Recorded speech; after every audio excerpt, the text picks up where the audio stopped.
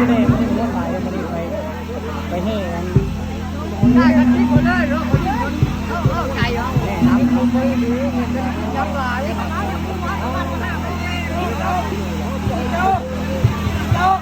จับมือมาลังชิงยังจับเลยชาวบ้านวันนี้เขาเล่นเตียวเล่นโน่แม่น้ำนักพิษมาเจ็ดขา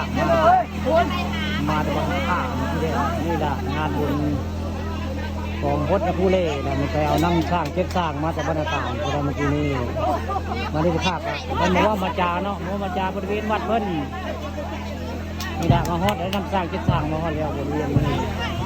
คนก็มากหน้าหลายตาได้เจ้ามาในวัดผู้เล่หลายมากหลายตาเนาะบรรดาต่างก็มามีส่วนร่วมได้มางานบุญวัดผู้เล่บ้านโคกซาดคิวแรกก็คือเนี่ยผู้ลูได้เป็นบุญกองพจน์วันนี้คิวเนี่ยผู้เล่ได้มาดีวันที่2เนี่ยวันที่12มาดีไปเอาน้ำสร้างเจ็ดสร้างคือบ้านต่างตำบลนาตาลขณะกองยาวนี่ไปให้เอาน้ำเจ็ดสร้างมาเนี่ยกองยาวเป็นงานกองยาวทุกคืนกระเทือนเนี่ยมาดีทุกคืนเมื่อลายมาดีงานบุญกองพจน์เนี่ยผู้เล่ให้น้ำเจ็ดสร้างเนาะมาในงานบ้านโคกซาดตำบลนาตาลผู้ข่าปลาลงคำเอาเรื่องจริงผ่านจอมาให้เบิ่งทุกคืนท่านเมื่อกี้หนึ่งม้วนหลายนี่หนึ่งม้วนหลายแล้วงานเป็นน้ำสร้างเจ็ดสร้างมาจากตอนนี้จักพิธีแต่พอจักได้ก็เจ้าเงียบเสียงเลย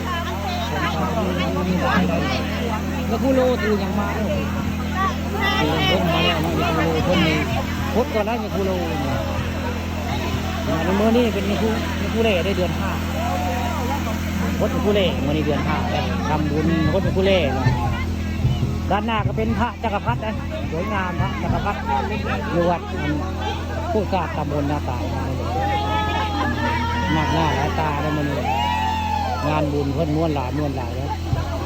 ม้วนคักก็ได้มาเนี่ยบุญนี่ให้นำสักคิดเช็ดซากมาจากวัดนาตาลตำบลนาตาล